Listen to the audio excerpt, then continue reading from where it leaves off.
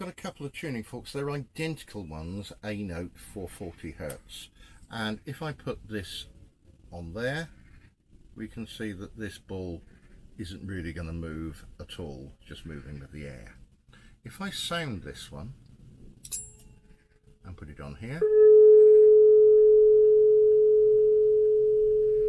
the ball starts to move. Let's do it again just to prove it's not a fluke.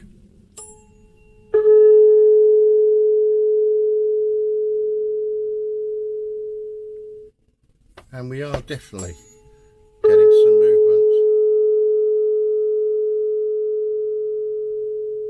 in that ping pong ball, caused by this tuning fork sending the sound waves to make that one resonate.